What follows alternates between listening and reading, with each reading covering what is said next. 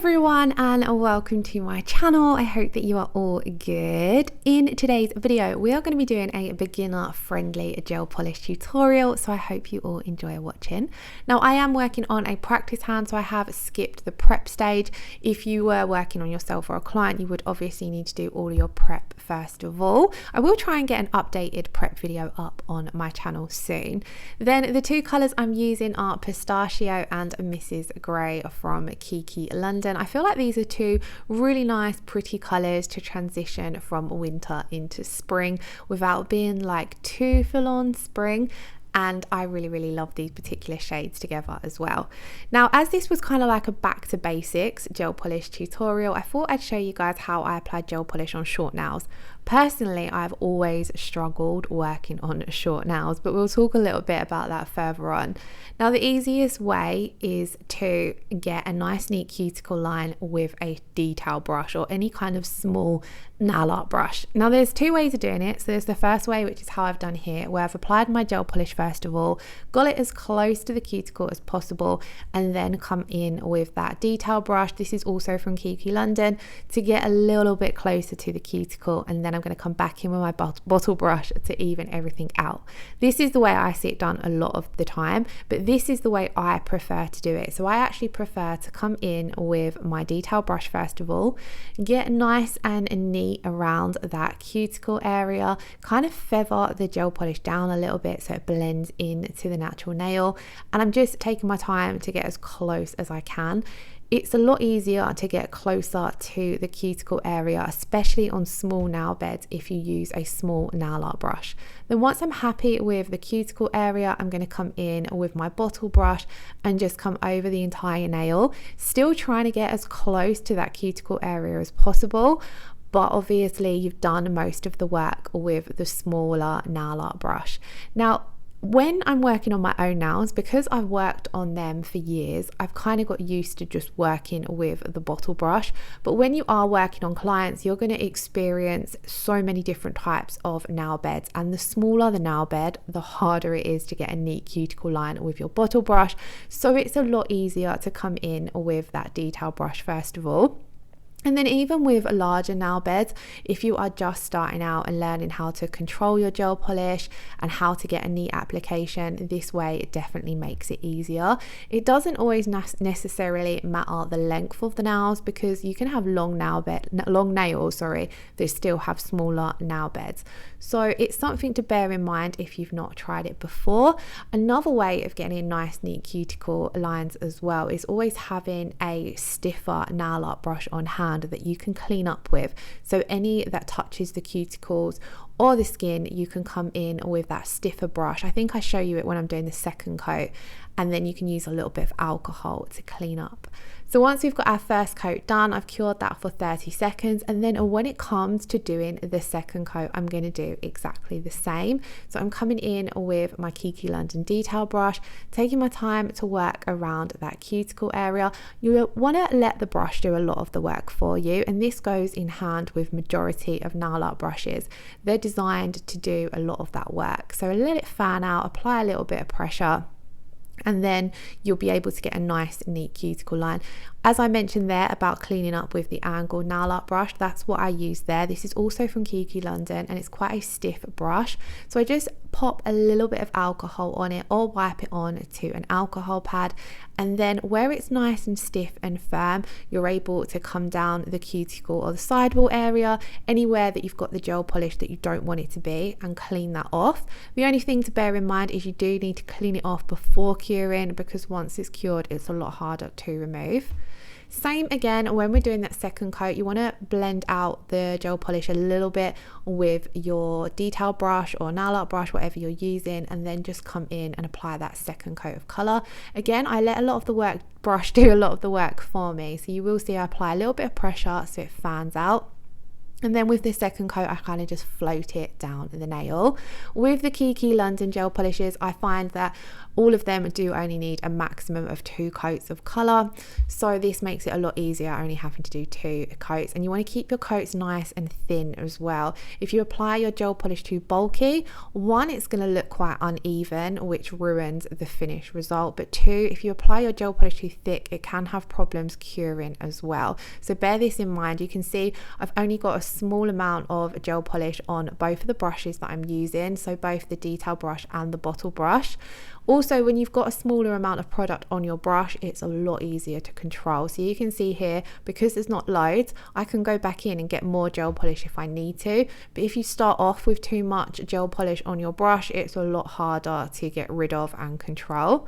So I've blended that down once I've got my nice neat cuticle. I've got my bottle brush. You can see I've pretty much completely wiped off one side, and I've left roughly half of the bottle brush full of gel polish on the other side. And then I'm just going to come in, get nice and close to the cuticle, and then just float this colour down. I do also like to cap the free edge on that second coat as well. So you see there, just gently I've gone along the free edge of the nail just to seal that gel polish in. Now we're going to come in and do some beginner friendly stamping. So I have the Valentines plate from Miss Lucy, but this one, although it's a Valentine's plate, it's got some really cool, funky, abstract images and some swirls on there. And personally, I think abstract designs are quite easy to do.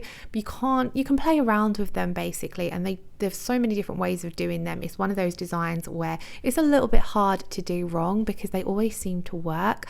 This particular plate, I quite liked that it had this abstract effect French tip, so that's what we're going to go in and do. I'm going to do both the middle and ring finger the same, because a lot of the time, especially if you're starting out in a salon and just starting out to do beginner friendly nail art, it's a lot easier to keep the nails very similar rather than doing 4 or 5 different designs on each nail, because it's just going to take you a lot longer to do. So we've stamped that first image down. I will talk through the stamping steps. Here again, I've got that angled nail art brush that I'm using again to clean up with. So I'm just moistening that with a little bit of alcohol, and it works the same as when you're cleaning up with your gel polish. So don't stress too much about getting your stamping polish on the skin. Sometimes, especially when you're working on short nails, you are going to get some transfer onto the skin and the cuticles, but it wipes off very, very easily with just a little bit of alcohol. This can dry out the skin, but when you're finished doing the nails, you're going to come in with your cuticle oil anyway, which will re-nourish and replenish those skin and cuticle areas anyway. Now I'm going to repeat that step on the ring finger, but first of all you want to make sure that you clean up your plate and remove any polish from the previous design.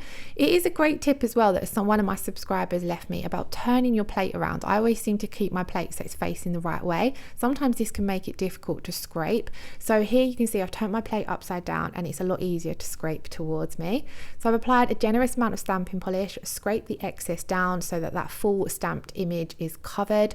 Give a quick flick of the wrist with my stamper, and as you can see, it's picked up that image beautifully. I'm then gonna look through and line this up, and I'm kind of rocking this stamper from side to side, making sure it makes really good contact. When you're working right on the nail bed where you've got the skin and cuticles around the nail rather than on the edge of an extended tip, you want to make sure that you're applying a little bit more pressure with your stamper so that it reaches right down into those grooves. That was what didn't happen on the previous nail, and you see that I had to come in and touch it up.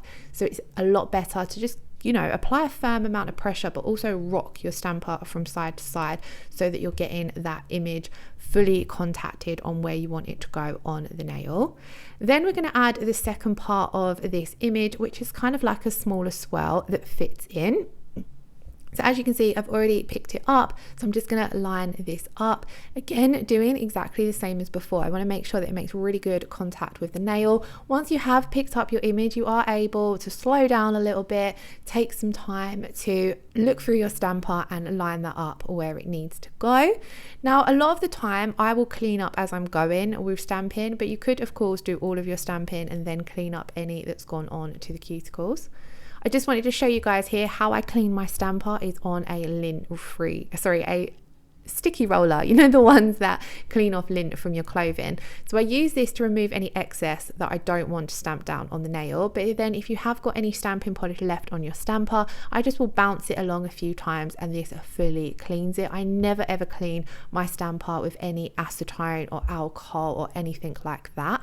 So we've picked up our next stamping design. I have got more in-depth stamping tutorials up on my channel, so I will leave a playlist linked at the end of the video, because I've kind of flown through different things in this tutorial and I don't feel like we've talked about the stamping too much, but I have a load of stamping videos, so do check out that playlist.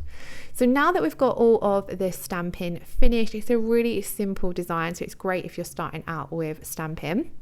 I want to keep with that abstract vibe, but I don't want to do too much nail art on the other two nails. Like I was saying, you don't want to be stressing yourself out by trying to make designs match, and also time wise when you're working in a salon as well. So whenever I'm doing any kind of abstract design, I often reach for this eggshell top coat, which is also from Kiki London, and it's a clear transparent top coat, but it has these black speckles in it, which work brilliant for Easter and spring. But like I said, I reach for this top coat a lot when I'm doing any kind of abstract nail art, because it is such an easy way to add nail art to a design.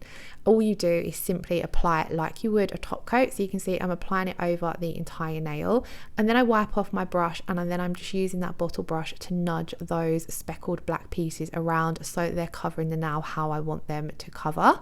Then you don't need to re-top coat this if you don't want to. I do further along in the video because I want a matte effect. But we're going to move on to the middle and ring finger, and on these two nails I want to add some crystals, just some simple little crystals at the cuticle, nothing too crazy. So I have these AB crystals from Kiki London. I'm going to pour these out into a palette because it's a lot easier to pick them out of the palette.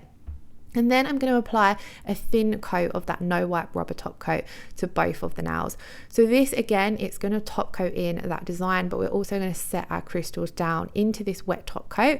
And then when we pop them into cure, that's going to be what holds them in place.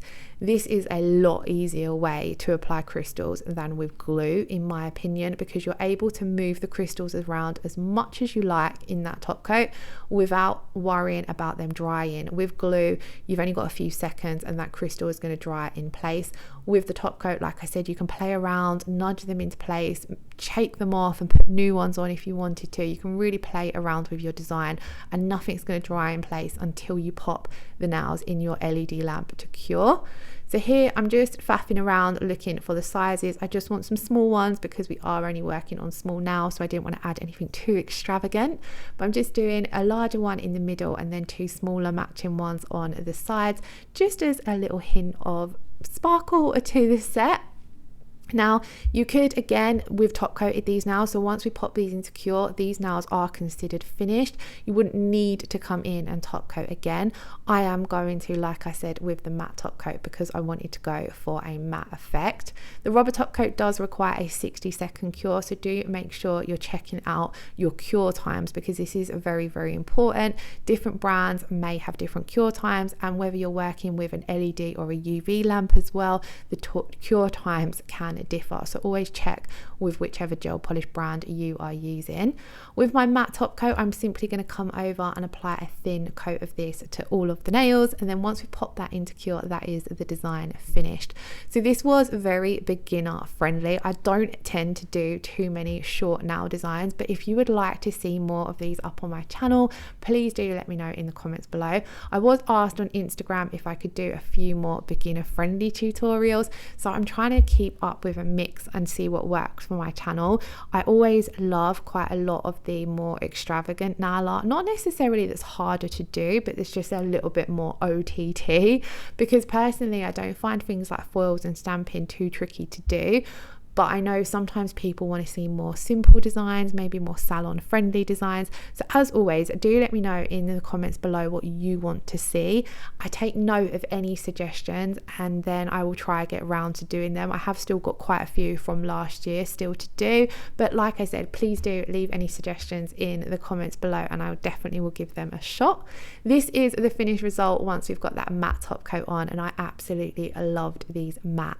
Thank you all so much for watching. watching. I really hope you enjoyed today's video. If you did, then please do give it a thumbs up and leave me a comment below. And if you're not already subscribed to my channel, I would absolutely love it if you did. Once again, thank you all so much for watching. Lots of love. Take care. Bye bye.